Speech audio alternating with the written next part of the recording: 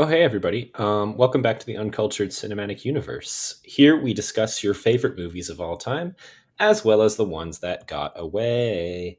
We look at classic and iconic films from two perspectives, that of the die-hard fan and that of the uncultured who's never seen it before until now. Yeah. We're your hosts, Joe and Justin, here to act as your guides, playing part as both the fellow enthusiasts and the ignorant and uncultured. Today, to close out our February miniseries on love, we'll be talking about a movie that dares to ask the question: is this the hottest someone has ever looked in a white sweater? It's 1989's When Harry Met Sally. Oh my God. Justin, What did you say? 87? 89. 89. Okay. I was but 2 years old. I was negative Not even, 5. not Quite, even a thought. quite just the twinkle in someone's eye. Yep.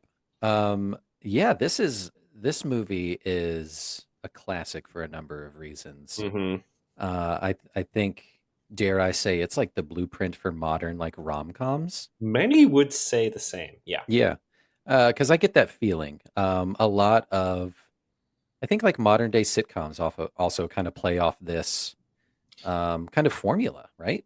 From what I've read slash listened to, I listened to a few other like movie related podcasts, and I just listened to an episode of Blank Check that was on When Harry Met Sally. So I'm really hoping I don't like subconsciously plagiarize all of that That's fine. this episode.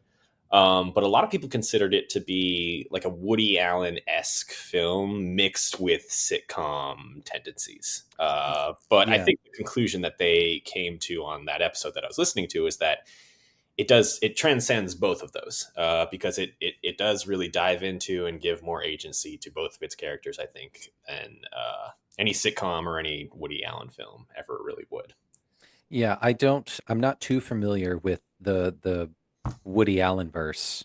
I get that and I understand that he is like a prolific kind of, comedic writer, brings a lot to the table historically and all that kind of stuff amid a whole slew of controversy, Not but good.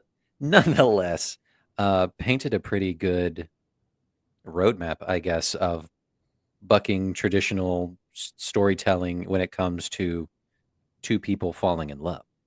Yeah. I think with the Woody Allen of it all, I think his films tend to be this same sort of dynamic, like movies about love, movies about people talking about love, very much talking and walking around cities like this. This is But a I think talkie. It's a Oh, talkie. such a it's that's all it is. Yeah. I think Woody's movies, though, in hindsight, tend to be a little bit more pretentious. Like I liked Midnight in Paris when it came out, and now I'm just like, Eh. is this actually good, or is this the worst thing I've ever seen? Whereas with a movie like When Harry Met Sally, and we'll get into like the credits of it all, like I think this really survives the test of time in a way, even though it's like it's 2023 and it's like we're talking about like a super heteronormative movie that I cannot relate to for a number of reasons, but like I think the relationship dynamics are very recognizable and very real, while also having so much comedy just around every corner. Yeah, and it's that classic kind of New York delicatessen, Mm. Jewish historic kind of comedy to it that we all know and love. The Jerry Seinfelds, we already mentioned the Woody Allens.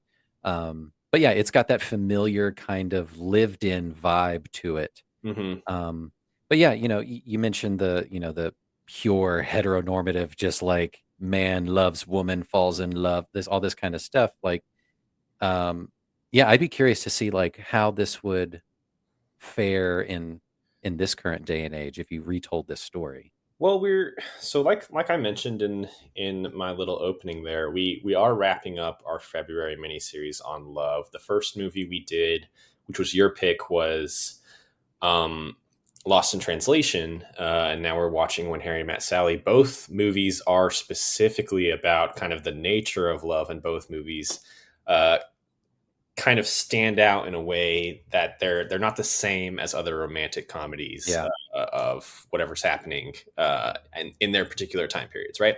Yeah. So this movie is very much about the nature of like how friendship becomes love and how love can alternatively put friendship at risk. It's about the risk of love. It's about the worry that love may ruin everything, right? Yep. Hmm. And then Lost in Translation, we talked about, obviously, was about finding kind of fleeting moments of connection with people and how that can often be perceived as strong as or even stronger than regular love. Oh yeah, absolutely. So Um, I do like how we picked two movies that are in kind of the romantic comedy drama genre, but they're both standouts in a way for when compared to other movies like them. yeah, like we did on the previous episode with Lost in Translation, we can and we probably will still deep read, close read this movie Mm, of, like you can read stuff deeper than face value. And, it's interesting. Like we were halfway through the movie or whatever, and Ryan leans over to me and she's like, this is giving this particular moment feels very like your pick, like mhm, Lost in Translation. They're kind of going through the same thing at that particular beat of the film, and they're kind of sharing in each other's kind of like misery and uncertainty and kind of just traveling through life together. mhm. Um, and it just feels very just dialogue heavy, which it is. Yeah, Um, we talked about, my big thesis with Lost in Translation that took me like 45 minutes to get to was like how the audience is kind of along for the ride with that movie. They are experiencing these moments of deep connection in kind of the same way that the characters are. And I think there's a similar element of that with When Harry Met Sally, because like you're basically you're getting to know these characters and you're falling in love with these characters at the same rate that they're mhm. falling in love with each other for I the same reason, even though there's like 12 years worth of time jumps in here. I did love that a lot. That it is a journey together with them, Hmm. and obviously it's well written. It's a good movie that in that regard of you're supposed to feel at the beginning, kind of put off by each other or by the characters are just like, ugh, young Billy Crystal with his short, shaggy hair Oh my spitting God, Billy grape Crystal's seeds out hair journey throughout this movie, is bad. you could write Um, books. you really could. But yeah, like that first introduction is just like, ugh, these two people will never end up together. And then you jump 5 years later and you're like, there's still bits of growing that needs to be done there, but they're on their path or whatever. And then Mhm. yeah, you grow along with them, and then by the end, you're like really fighting for them. You're really cheering them on, even though that's how it's going to end. But like you're really rooting them on, and I love that. I thought that was great. Yeah, the movie sets itself up as like the classic male perspective versus the classic female perspective, and the entire movie is about them finding ways to meet in the middle and being surprised by what the other is bringing to the table. And I love that so much of this movie is about like their friendship as opposed to like them kind of having like a no strings attached kind of relationship.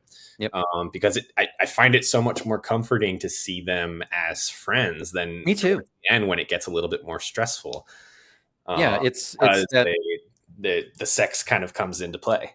and it's the it's the fuse that gets lit that's identified, and it happens of like sex complicates things, and you see, and it does, and it comes to fruition, and they take a turn, and it's like they have the inner turmoil and they're fighting more, and then she slaps him and all this kind of stuff, and you're like, oh my god, is this going to be one of those movies? Is this going to be like the breakup where at the end they just don't end up together?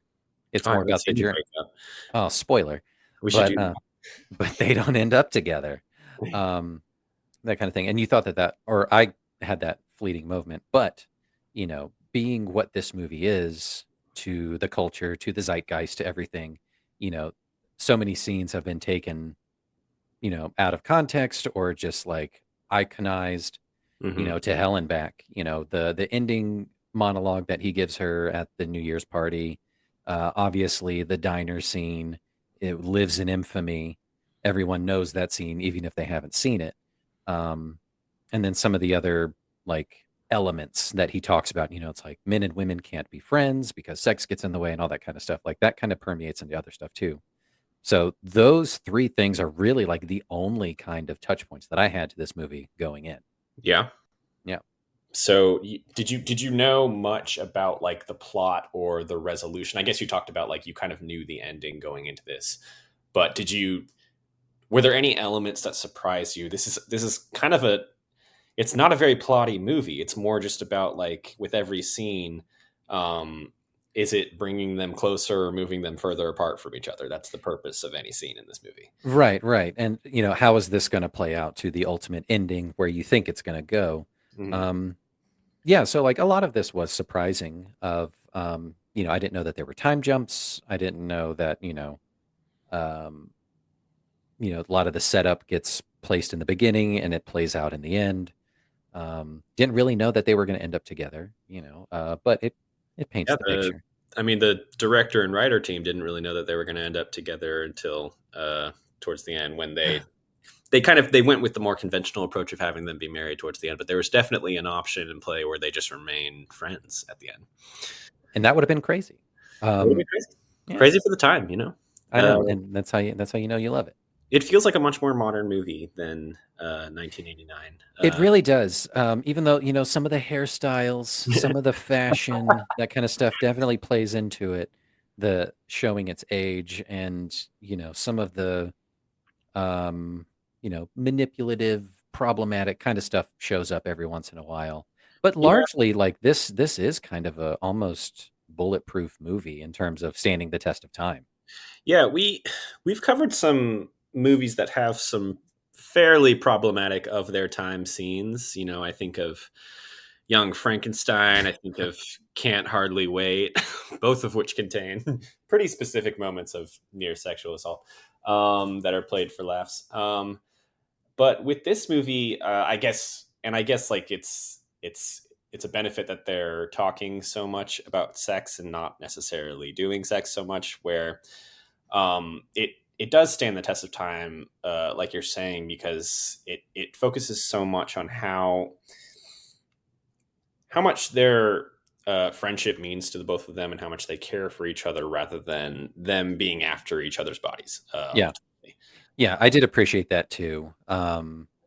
It wasn't all about the getting it on of it all. It was you already called this out, but I did love that it was more about just them being friends, majority of the movie.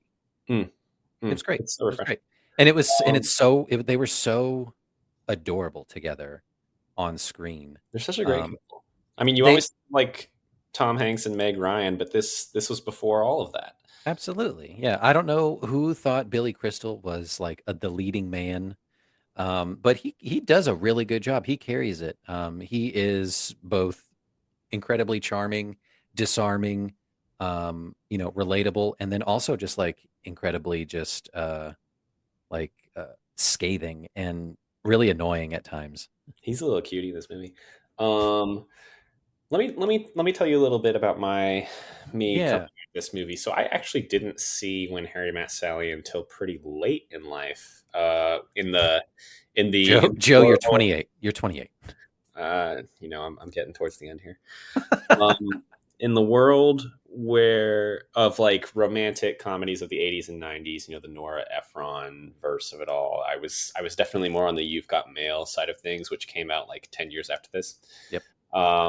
Which shares similar elements to this movie, except it's kind of um, moved around a little bit. So both movies have somewhat of like an enemies to friends to lovers structure, Right. uh, except the the friends bit is like 80% of When Harry Met Sally, and it's like 10% on the back end of You've Got Mail.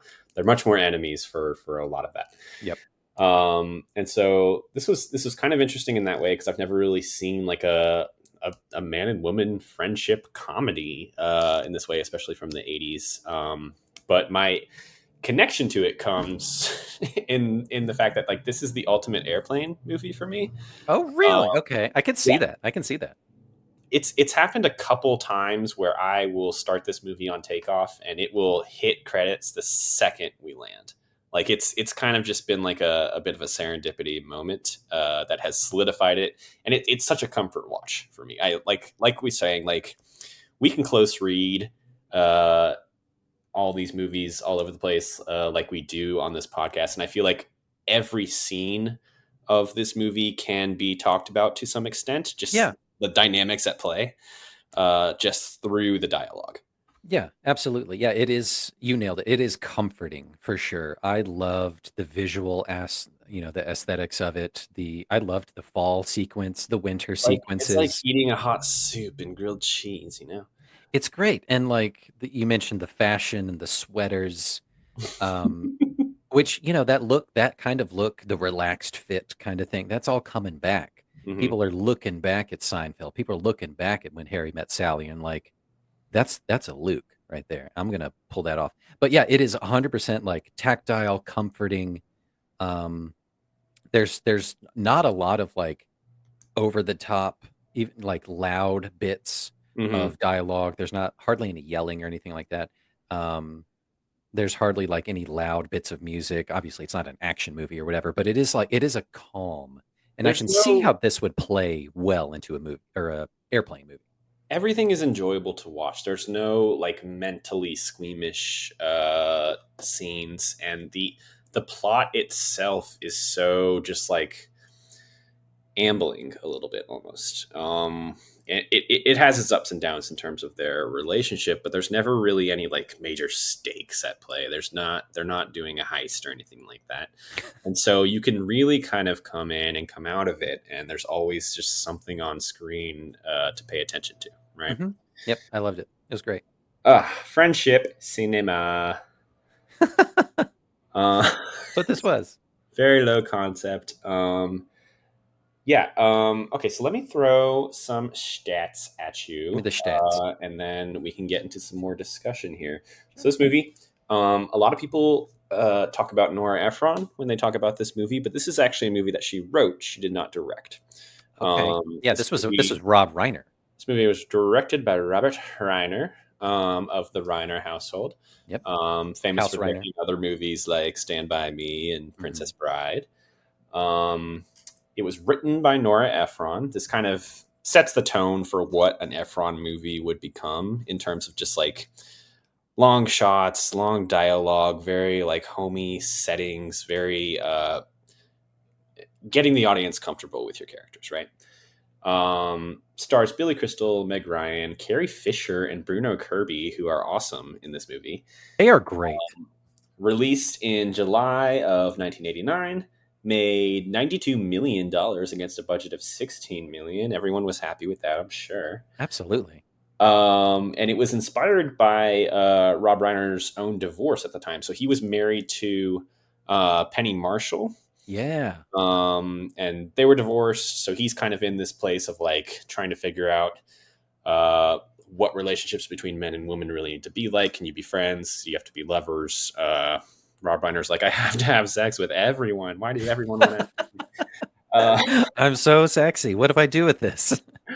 and a lot of like the core plot elements and dialogue came between a collaboration with him and Efron. She's kind of bringing in the feminine side of things. He's bringing in the more masculine side. I But love then it. a lot of the scenes and dialogue between Harry and Sally actually came from his relationship with Billy Crystal. So they were like best friends at the time.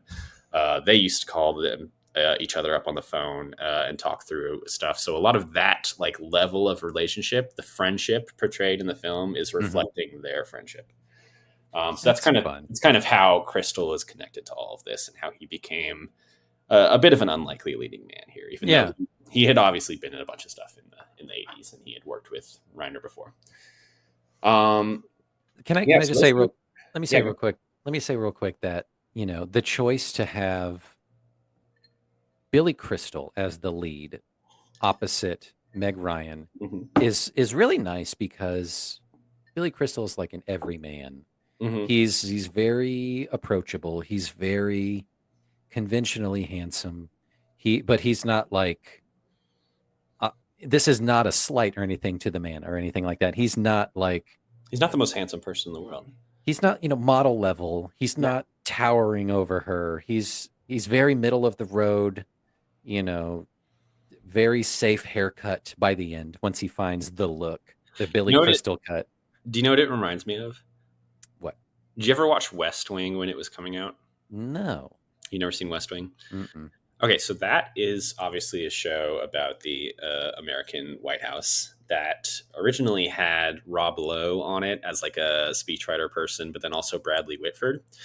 Hmm. And you know who Bradley Whitford is? He's in, oh God, what's he in? He's in like Get Out. He's in, Okay, yeah. Yep. look up an image. He's kind of similar to how Billy Crystal looks in this movie. And a lot of what surprised people about that show is how many fans ended up being attracted to Bradley Whitford instead of Rob Lowe, who's supposed to be more of like the main character heartthrob. Yeah. Rob Lowe ended up leaving 4 seasons into that show, maybe for those reasons. It was never super clear. And it's kind of a similar deal in my mind where it's like Bradley Whitford's a little bit unconventionally attractive, but he's also kind of the hottest person in the world on that show. You know, my connection to Bradley Whitford is Billy Madison. Oh, I is he don't like know. the bad guy in Billy Madison? Yeah. Okay. Yeah. Yep. Amazing. Yeah, I love that. But yeah, it was a choice to make Billy Crystal the lead because I think a lot of middle America, Hmm. middle income, straight up the middle of the road men could, relate, you know. Hmm. Yeah, and So he's also coming from like a comedy background. A lot of the lines in the movie came from him kind of improvising. He came up with the "I'll have what she's having" line did he? during the cat scene. That Um, sneaky bastard. So he looked over to the lady and he said, "Hey, you say this. This will be hilarious." yeah, it's really fun like reading about the history of this movie because like you come to learn like okay, it starts out with Reiner and then he's talking with Billy Crystal, he's talking with Nora Ephron. They start to collaborate. And then they kind of bring in more and more people who become the main players in this movie. So Meg Ryan comes in and she brings her own take on it. A lot of the input on that fake orgasm scene came from her as well. And then you have like Carrie Fisher and Bruno Kirby who come in and like they're bringing their own level of improv as well. So it seemed like from what I've read and from what I've listened to, like it was a very much a collaborative time on I set. love that. And you can feel that like a lot of it is effortless Hmm. in some of the stuff like Billy Crystal and I wrote down his characters. Oh, Jess. Yeah, his friend Jess in the movie. They seem like genuinely good friends. They seem genuine. Carrie Fisher is dynamite. She is so much fun and she seems like a genuine real friend obsessed with banging married men, Oh you my know? gosh, she's so quirky in that way. How she has that one line that she keeps repeating because they're like, "He's never gonna leave his He's wife." never gonna leave him. Yeah. I thought that was really, really good. So Um, good, and the introduction of the Jess character when they're at the the football game, and the wave keeps coming around in the middle of their conversation. like it's a So really funny. deep, hard conversation, and the wave keeps happening. I love it. Oh, what is the quote I have for that? I have like a list of quotes at the end here. Oh, marriages don't break up on account of infidelity. It's just a symptom that something else is wrong. Oh, really? Well, that symptom is It's fucking my fucking my wife. wife. That was really good. I was really surprised at some of the use of language. It's an R-rated comedy, Yeah, and which is surprising. Yeah, it that's what made it to me feel a little more modern and a little more, able to stand the test of time because they still talk, or people still talk like that. yeah. And it's not, it doesn't feel like they're using any type of language that's not approachable or whatever. It still seems like real It doesn't feel conversation. sanitized. Yeah, absolutely not. That is the word that exactly popped in my head. Yeah. Joe, before we jump any further, do you want to watch this trailer? It's a good Show me one. that trailer. I haven't seen it yet. It's so much fun. Here we go. Mhm. Uh, uh, uh, uh. Men and women can't be friends because no man can be friends with a woman that he finds attractive. He always wants to have sex with her. So you're saying that a man can be friends with a woman he finds unattractive? No, you pretty much want to nail him too. Grape? No, I don't like to eat between meals. I'll Disgusting. roll down the window. A faceless guy rips off your clothes, and that's the sex fantasy you've been having since you were 12. Exactly the same. Well, sometimes I varied it a little. Which part? What I'm wearing. You tell her about other women. Yeah. Like the other night. I made love to this woman, and it was so incredible. I took her to a place that wasn't human. She actually meowed. You made a woman meow?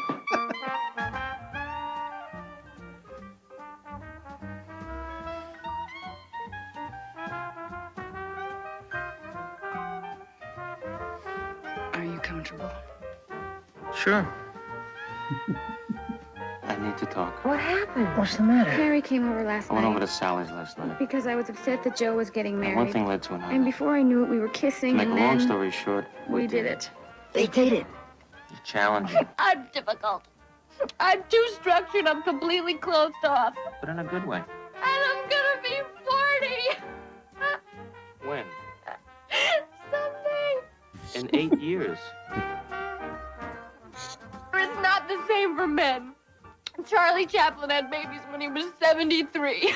Yeah, but he was too old to pick them up. That's a good one. That's a good trailer. Good trailer because it reflects the vibe of the movie. It's like you're just watching people having these conversations With a nice, delicate jazz background to kind of carry you through. It's great. and there's no voiceover that's like, sometimes you gotta meet Harry before you can be Sally. Sometimes you gotta have what she's having.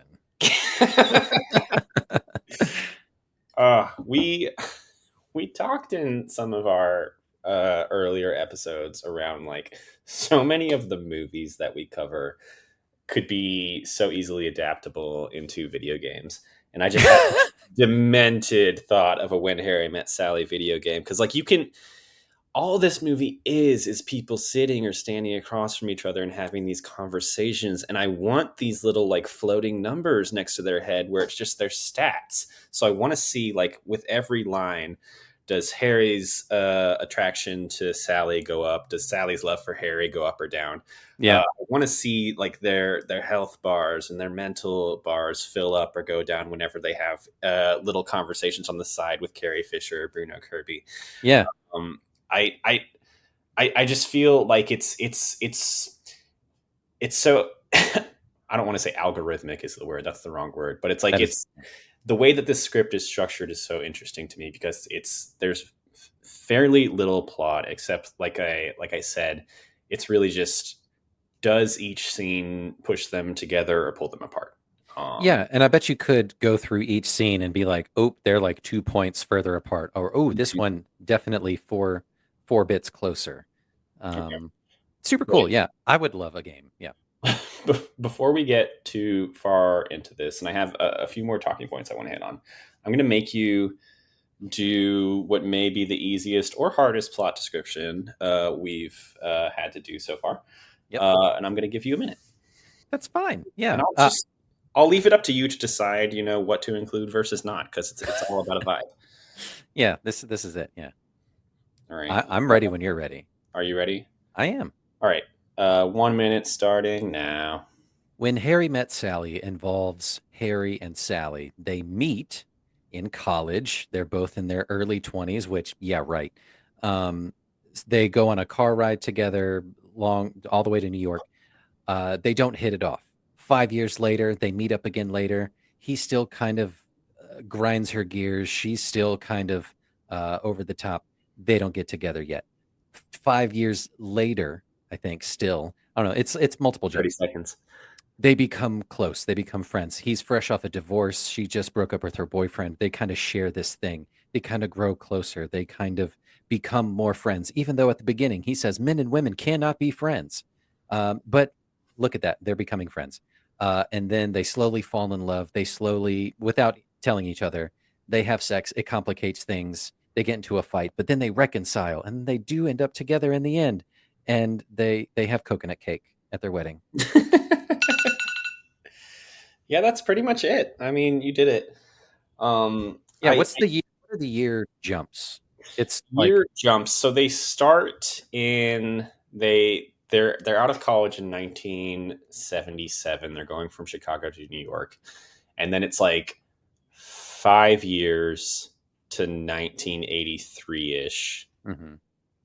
another hang on, another 5 years. Yeah, no, that doesn't make sense. 1982, another 5 years, 1987. That's when they become friends, and then it's like a year and a half to 2 years till And the being friends. New Year's party. Yep. Okay, that makes sense. That checks out. Okay. Yeah. I completely forgot what I was going to say. But No worries. so we talk about how this movie is very much of just like a series of conversations, a series of relationship dynamics at play, right? And it feels very. I've never lived in New York, but it feels very much like a New York movie in that way, where you could just have the city as a backdrop, and that almost like it adds an extra layer of je ne sais quoi In to it. and of itself, the city is another character. Yes. Right. And you've mentioned Seinfeld a couple times, a Mm-hmm. show that is famously about nothing, almost in the way that this movie is about nothing, but these characters developing a relationship, right? Yeah. I've never seen a full episode of Seinfeld, and I was waiting for this moment to drop that one on you. And so I wanted to get your just general thoughts around how that show compares to this movie, both released around the same time. I want to say maybe Seinfeld was a few years later. I think it was about the same time, like 89, 90 was when it got its start. Now, I am not the Seinfeld connoisseur. This is why we need guests on the show. And some of our friends, I think Matt and Carrie specifically, shout out, are more versed in this world. But yeah, it's the thing that everyone knows about the show. Seinfeld is a show about nothing. But it is just kind of like this. It is very dialogue heavy. It is heavy on the comedy, situational stuff, and just people being around each other and their friendships. So yeah, you can imagine a world where like this movie's such a big hit and people are trying to figure out how to recapture that magic. Yeah, And it's how do really we do just that? like, let's stick them in a diner and have them talk about stuff. Like Jerry Seinfeld jumped on that and said, I will make a complete hit show about this and it will be amazing. Just the exact same formula. So like I made a specific note about this, that this gives big Jerry and Elaine vibes. So in the show, early in the early season or early few episodes or whatever, Jerry and Elaine do sleep together, and it complicates their friendship, but they eventually work their way around it, and they remain friends the remainder of the show. I mean, that's kind of another classic example of like men and women being friends, because Elaine is just so much like a part of that group in a way that kind of defies gender, I guess, for the time. Yeah, and she plays a lot, or Elaine plays a lot of the similar role that Sally Meg Ryan does in this movie, of just like offering, like a female perspective on, George or Jerry or Kramer's kind of love life at the moment of what's going on, of just like, oh no, what's actually happening here? Because from a woman perspective, this is what's happening. When she says this, she means this, and it's a lot of that. So I was pleasantly pleased as punch throughout this movie, seeing that dynamic kind of play out in between them. Specifically, I think, when we think of the cozy white sweater that he's wearing when they're rolling out the carpet together and they're kind of just talking, just like about their lives or whatever. And it's just like, this feels like a Seinfeld conversation. Every apartment in this movie is my dream apartment to have. Like, how does he live in that place in 1989 without being like American Psycho levels of rich sociopath? So like they hint at it, that he's like a political advisor or a political writer or whatever. It's vague enough, but like you can draw on it like, oh, obviously of course he does well for himself. Is he working for Bush Senior? Like, how does that work? Bush Senior, Dole, all of them. That's probably Jimmy Carter. They probably cross paths. He was big with Dole. He was a big Dole guy. Yeah, I like how this movie. It's pretty simple in terms of its plot, but like you can see how their relationship with each other and their thoughts on the opposite gender mature as they are literally physically maturing as people. They start out as little baby, early 20 somethings, regardless of how convincing that is. And then they end up in like this is basically them going through their crazy 20 years and ending up in their early 30s, which, we're both on either sides of right now. Yep. So it's like there's a level of trying to really solidify yourself once you get into your 30s and figure out who you really want to be. And I like how they both help each other in that direction throughout the movie. I did appreciate the journey that they both went on. Mm. Specifically, Billy Crystal, Harry goes through more of a change. When you first meet him, he's way not approachable, kind of a scumbag, like really scathing, like I mentioned before, just like not likable overall.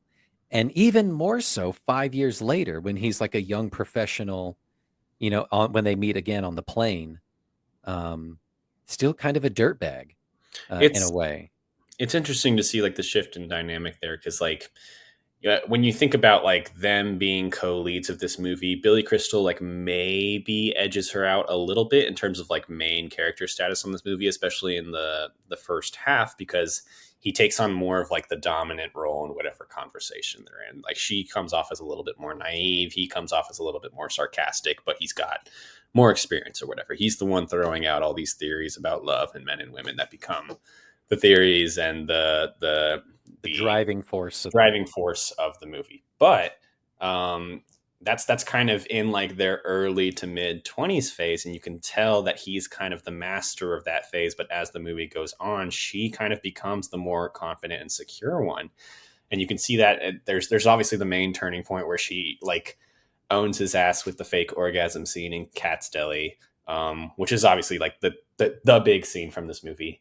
But then when it comes time for them to actually sleep together, he's obviously freaked out right after it happens. He doesn't really know how to handle it. Whereas there's like nice little moments of in between where they're both in separate rooms and they're both kind of considering what's happening. And you can tell she's kind of like thinking through it, and she seems just more and more confident that this is a good thing that just happened. And he's like, oh my God, what have I done? Yeah. He's like, what happened? She's the one who's kind of like holding him on a leash for the rest of the movie in terms of like him trying to win her back, and she's trying to decide like, does she want to have this man in her life, or has she grown past him a little bit? Yeah. It is interesting because like the first two phases, we'll call them the early college phase, and then like the mid young professional kind of phase when they're 20s and Ultron phases. Yeah, right. Phase 2. Yeah, he still thinks he's in control. And once we get to phase 3, early 30s, early to mid 30s, you're facing, your not midlife crisis, but still kind of quarter life crisis in a way. They both come off big breakups. He's coming off a divorce, and that's the thing that shakes his world, that humbles him, brings him back down to earth enough to become a more likable person in the eyes of Sally.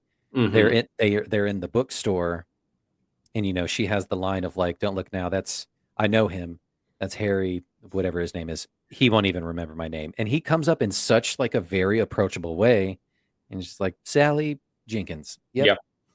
And it's just like, oh, he's turned around a lot. You had to go through some shit in the past 5 years to really bring you back down. He's got a beard. He's very handsome. He feels comfortable in himself. But his world is shaken. That's also, it's one of my favorite Carrie Fisher lines from the movie is someone is staring at you in personal growth. It's so great. It's good. Yeah, let's talk about, so this movie is such friendship cinema, as I've said. These people have the best friends in any movie. Yeah. So Carrie Fisher's great with Meg Ryan. Bruno Kirby is great with Billy Crystal.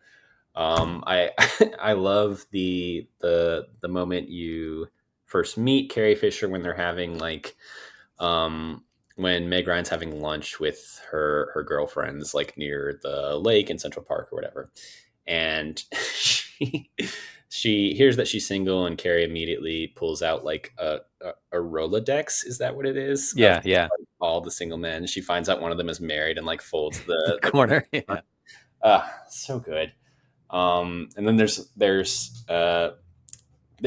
they obviously form the subplot of this movie where it's like their relationship is budding almost more naturally and more faster than Harry and Sally's, because the second they first meet, it's they're set up on dates opposite each other, and it becomes immediately apparent that Bruno and Carrie are more interested in each other than the dates that they are set up on, and then they both run into a cab with each other at the end, completely I thought abandoned. that was great. That was so good. I It's love that scene. Yeah. They both give each other a look of like, oh, this isn't how this is supposed to go. And like maybe a little bit deeper of like, well, maybe we're supposed to end up together. And Mhm. you could kind of see the question marks flying towards each other. But yeah, I thought that was really great. But yeah, so again, like looking at the phases and all of that, um, I think that's really approachable. Um, I think that's kind of what drew me to it. Uh, being thinking you're in your 20s, you're fresh out of college, you know everything, you know what you want to do, you're very confident, you think you know how the world works. 5 years later, you're in your like professional world, you still think you kind of know how the world works. Maybe it's a little bit different from how you originally thought, but once you hit your 30s, like I've known, and I personally like have been through a lot of stuff since I turned 30, Mhm. and that's where you really find who you are, and you find your place in the world and your person in the world and all that kind of stuff. And that's one thing that I really took away from this movie, that like, oh man, I really enjoy this about it. Mhm. Yeah, I think. I mean, if this movie does have a conflict or a thing to overcome, it's the fact that like they both are very firmly set in their own worlds in their early 20s, and they both have these like ideologies about things, and they're both polar opposites from each other, and neither of them expect that within the next 12 years they're going to become best friends with a member of the opposite gender, right? Yep. And like once that happens, a lot of the mishaps, a lot of the questions that arise from the movie is like, is this weird? How do we navigate this? Because we really do just want to be friends, and we get a level of comfort from each other that we don't get from anyone else. And yet we don't necessarily want to have sex with each other just right outright, but we also don't want to see each other with other people too. So it Yeah. becomes very much a confusing situation and a balance between um, is this supposed to be happening, or should we be more conforming to the norms of society? I like that it wasn't like beating you over the head so much of like that theme of, well, you guys can't be friends. There's no way you guys can be friends. You guys are opposite sex. There's no way. Like it only comes up a couple times, Mm-hmm. and they kind of like disprove it by being friends and living their life together and kind of sharing these experiences.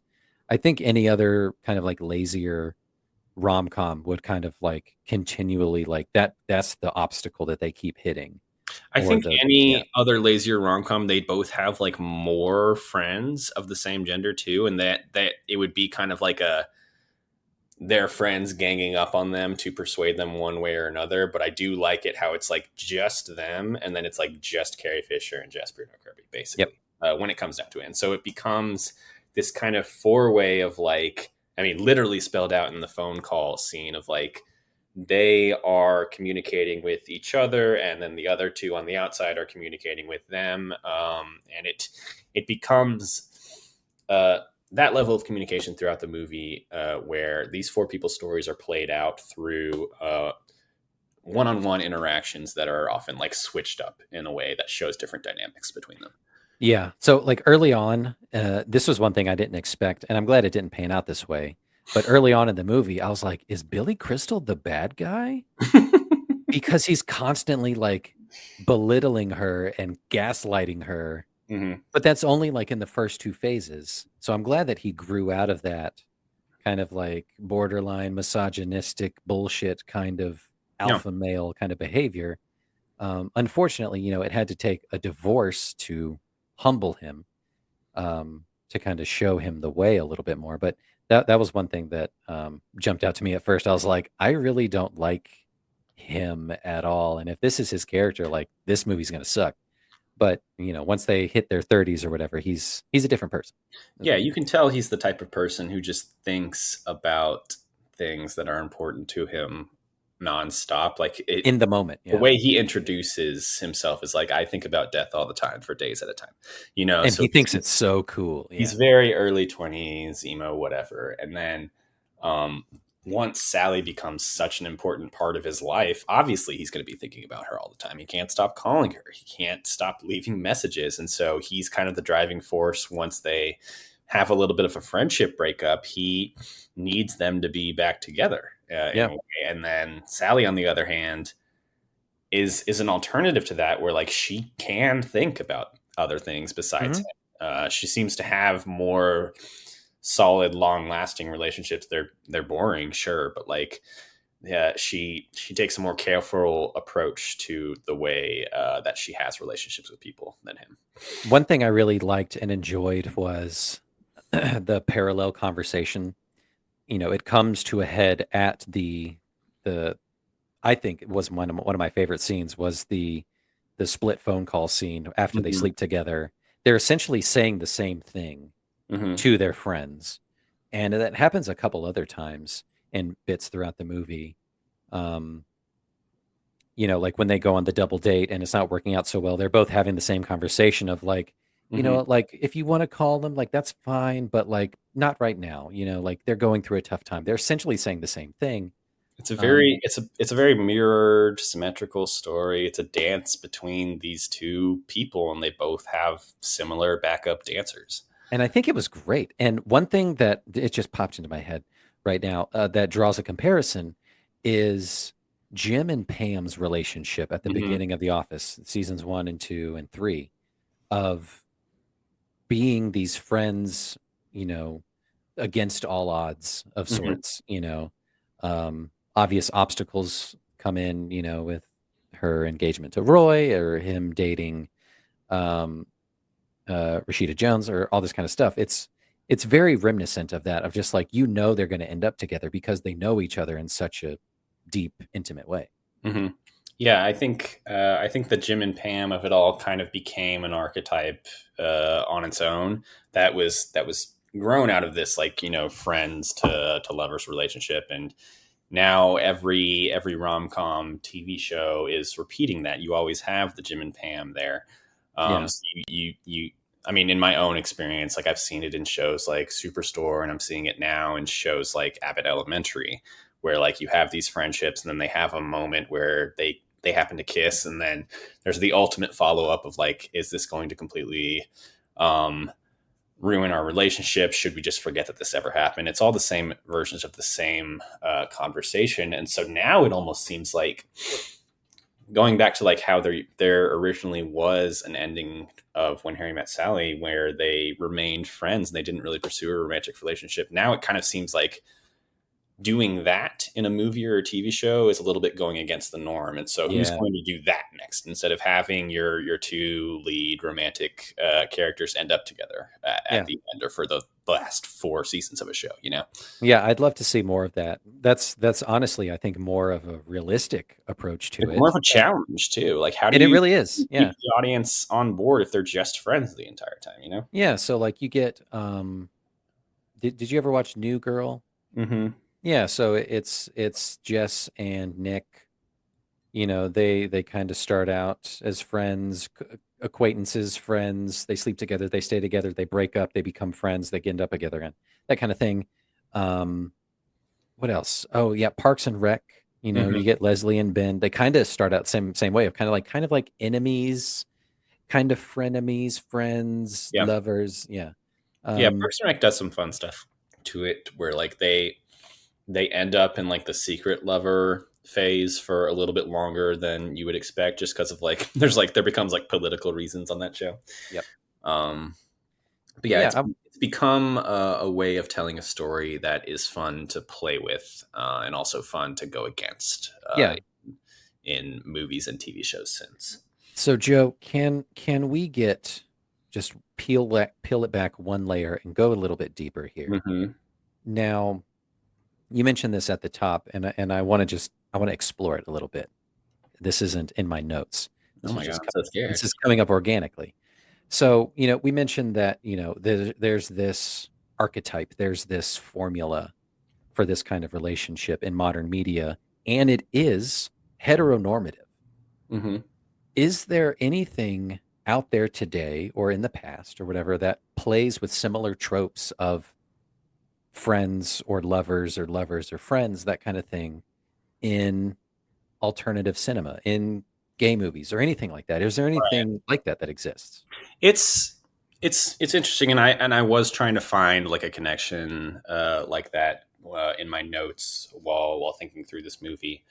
And I think one of the key differences that's kind of hard to recreate on like the gay side of things is that so much of this movie is not just about um how am I saying this?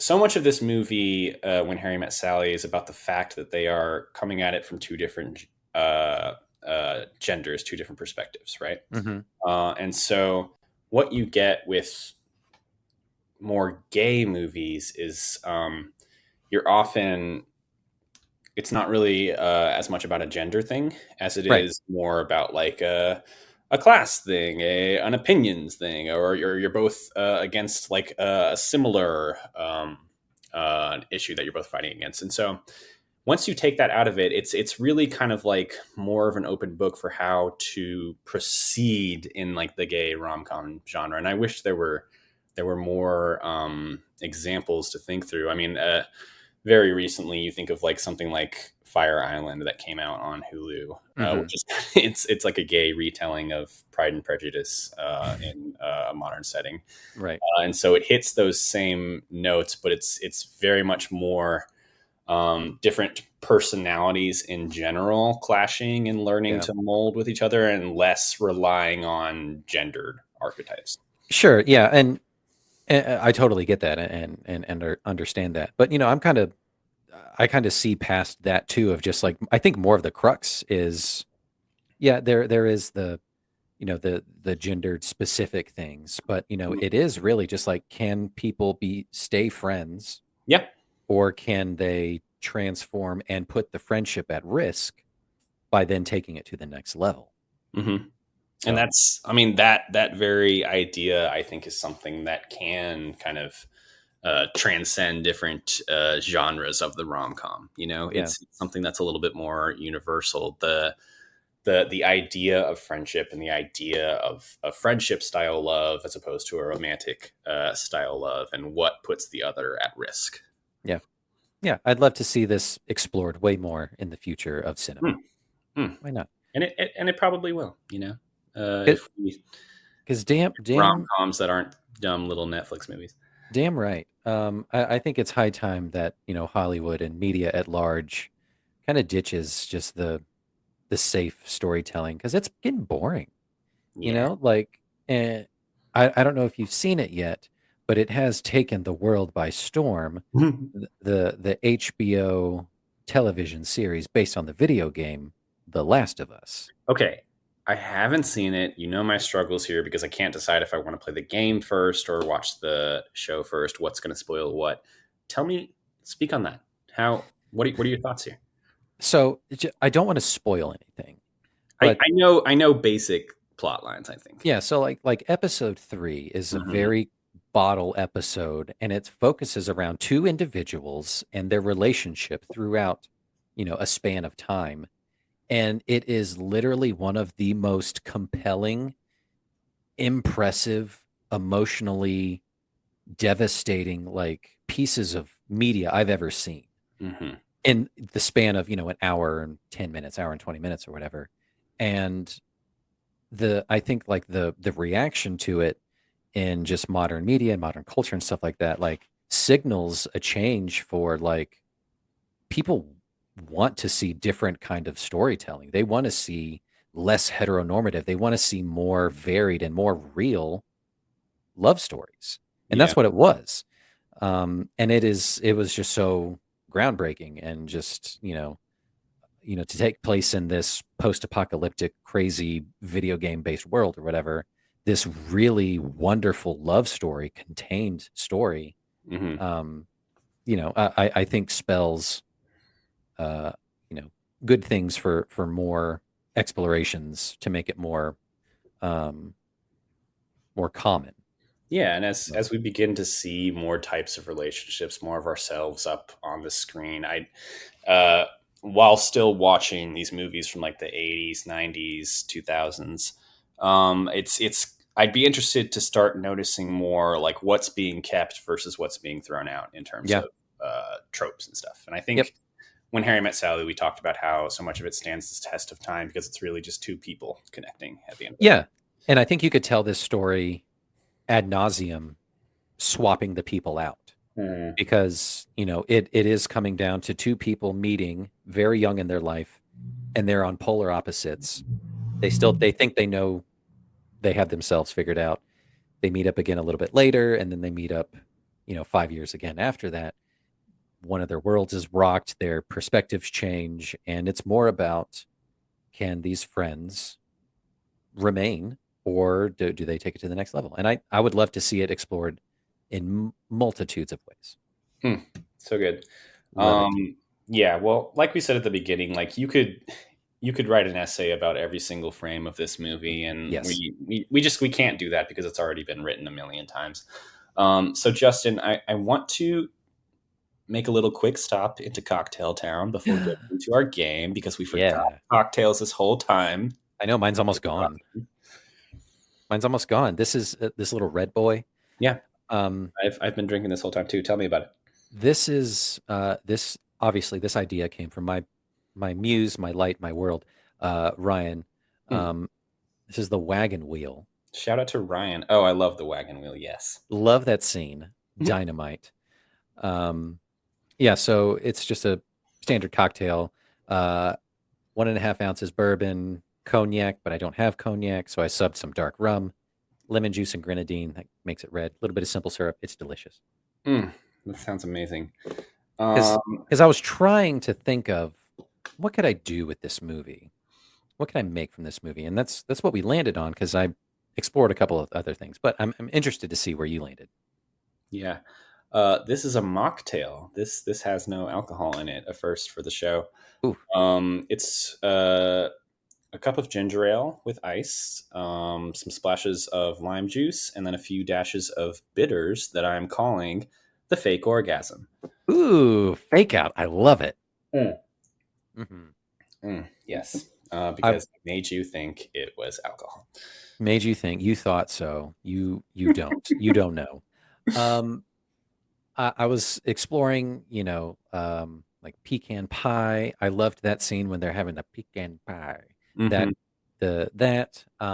mean, coming back to video games based on movies as a concept and having the idea of like key little items for every scene that you can kind of collect along the way. This movie has so many items that become topics of conversation. You got the wagon wheel, you got the pecan pie, things that become metaphorical or very realistic portrayals of like how their relationship is progressing. The little karaoke machine that you see at Sharper Image, and then he's using it on the phone at the end of the movie. It's great. He bought it. Yeah, I love it. I would love to see a game of kind of like Legend of Zelda style. You're it's like a 2D platform kind of thing. You're kind of just moving around and you're just having conversations, and you get to like pick and choose what you say. Like, is it I would love player? Is someone Harry and is someone Sally? Yeah, absolutely. That'd be great. It's split screen. Yeah, that'd be so much fun. I would love that. Sally expansion pack. You can now play as Carrie or Bruno. The DLC, yeah. There is a specific category of video games, like for Switch and stuff like that are just specifically cozy games. And I think this, When Harry Met Sally, the video game, would fall in that category. Like, crazier things have happened. You could see that being like a little ironic hit if they came out with it right now, and it's just like a little walk around, talk around style game. Like, they should be 8-bit characters. Yes, that's what sweaters and stuff. Yeah, We're on the same wavelength. I think what this podcast is ultimately leading to is a great portfolio of video games based on movies that we're going to sell, and also an album's worth of game music that has been yeah, composed specifically for this show. by yours truly. Yes. Mm. I'm very excited about the one that we got today. I am very excited. Speaking of which, let's just get right into the game portion of our show. Already? All right. Yeah, Let's do we're it. going to dive right in. Fuck it. Let's do it. This is do you want to introduce the title of the game? This is how Yeah. this works, by the way. Joe gives me the title of the game he's going to do, and that's it. Yeah, I texted Justin this a couple days ago, and he kind of hopefully picked it up and ran with it. Let me see exactly what I texted you. So Actually, don't spoil it. Let's see. you don't want me to say the name of the game? Yeah, we'll do it in the intro. Okay. Yeah. I'll talk more about it afterwards, but let's have a little opener to our game portion. Let's do it. Here we go.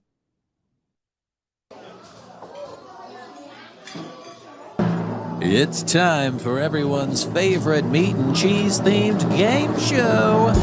I'll have what she's having. And by that I mean a sandwich.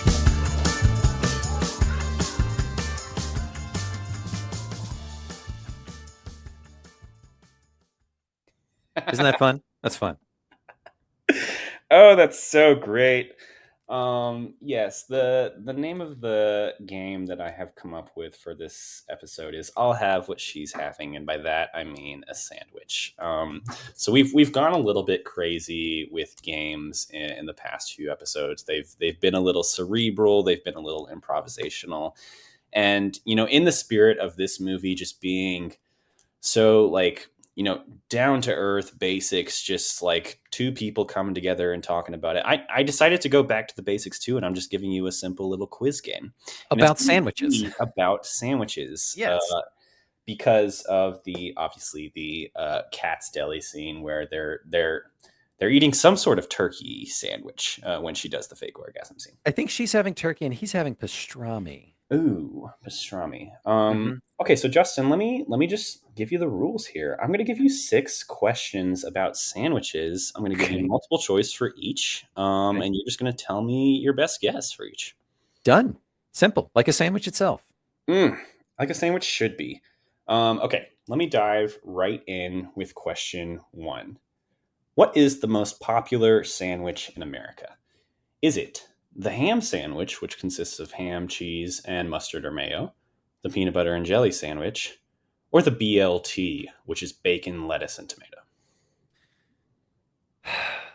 BLTs to me barely register as a sandwich.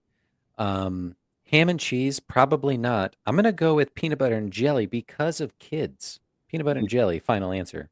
See, that makes sense in my mind, but it's actually the ham sandwich. God damn it. Okay. Yeah, people just be eating those all over the place. Just ham all day. Okay. All right. Okay, so question 2. Hang on. My notes may have gotten mixed up here, but you know what? I'm going to go with it. Question 2. What is the average length in seconds of the female orgasm? Is it 10 seconds, 20 seconds, or 60 seconds? I should know this. I think it's 60. You think it's 60? Yeah. Wow. The average one's 20. I was going to say 20, but then I went with 60. Yeah, that's a good direction to go with that one. Ouch. Okay, question 3. We're back on track. On average, how many peanut butter and jelly sandwiches will the typical American eat before graduating high school? Is it 100, 500, or 1,500? Let's see. Before graduating high school, you're 18 years old. If you have a sandwich a day, 1,500. No. Do the math on that one? Yes, 1,500. Yep. 1,500? Justin, that's correct. It's 1,500. Yeah. Yeah, I love it. All right. Question 4. Orgasms can cause the body to release the hormone prolactin, which can increase which of your senses? Is it taste, smell, or sight? Ooh, prolactin? Mm-hmm. Prolactin is the hormone that's released. And it's, what did you say? Taste, smell, or sight? Taste, smell, or sight. Smell. Hey, you got it, bud. It's smell. Yeah, I did. You can smell things so much better. Weird. Okay, question 5. Where did the sandwich get its name? Is it the city of Sandwich near Kent in England? Is it the Earl of Sandwich, who liked to eat pieces of meat between bread while hunting? Or is the origin of the word sandwich unknown? See, I want to say it's the Earl of Sandwich because I think that's the thing that people gravitate towards. There is a place called Earl of Sandwich, and it's a sandwich shop. I got to go with that one. It's correct. Yeah. Yeah. I love how you used context on that one. Could you imagine, like, if it's not even true, you have to tell that to the CEO of Earl of Sandwich, and Yeah. my life is a lie. They're like, we gotta lean further into this more Earls of Sandwich. Yeah. Okay, so you've gotten 3 right out of 5 so far. It looks like. Yeah, not too bad. Not bad. You're on a bit of a streak. Okay, final question. It's about jizz. Yeah. 60% of sandwiches sold globally are actually hamburgers. What day of the year is International Female Orgasm Day? Is it March 17th? Is it August 8th? Or is it November 1st?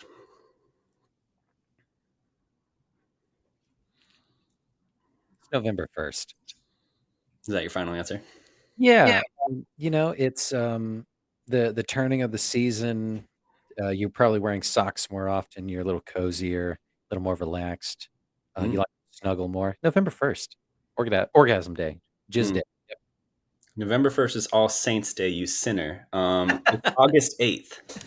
August 8th in the middle of summer. How about Middle that? of summer when it's just sweaty. Wet, just sweat. Okay. I love it. Justin, you got 50% right on I'll have what she's having, and by that I mean a sandwich. I loved the mix of that. That was good. Passable in certain schools. Some schools, like not great schools, but some schools. Yeah. Yeah, that was that's what I expected from Joe. Yeah, it is what I expected from Joe.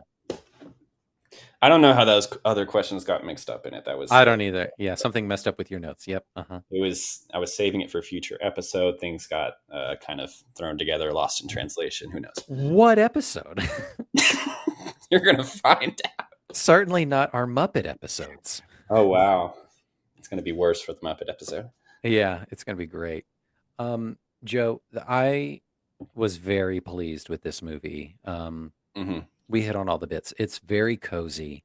It's very safe, I guess is a good word. It feels just like a nice sweater. It's a hug. It's semi-predictable, but you go through a journey. And yeah, I think it does stand the test of time. I was very pleasantly surprised with that it didn't seem like a typical 80s movie filled with racist remarks and misogynistic tendencies. This felt just like a real drive home story. It feels like it taps into something deeper. That's kind of what makes it kind of stand the test of time in that way. But, so I had this thought earlier. So Nora Ephron, any relation to Zach? No, I think they're spelled differently. She's got a PH. He's got an F. Ah, okay. That just pops in my head. Don't even worry about it. There was a bit of a left and right situation at Ellis Island that happened, and PHs go this way, Fs go that way. Yeah. But no, I loved this movie. I'm glad you brought it up. It was one that, I had an idea about. I had a general inkling about it. But I came out of it just like, oh, that was a really cute movie. I loved it. Yeah. It's the ideal comfort watch, and I'm glad I've given that to you. Next time I'm on a plane for going to Florida or whatever. It's always on planes. Yeah. That's my go-to now. Oh, okay. So Justin, that wraps up our mini series on love. I think we did a good job. I think we picked 2 interesting movies to kind of approach the topic from different directions. Yeah, we definitely did, and I'm looking forward to next month. Yeah, March. Next month is March, and I love alliteration. And what we're going to do musical March. Mm. So we're going to do musicals that kind of passed us by. And I'm going first in a couple weeks. And Joe, we're going to do The Little Shop of Horrors. I fully look forward to expanding the Moranis verse in my mind. And I'm ready to talk Moranis. Let's talk Moranis. We're talking Moranis, folks.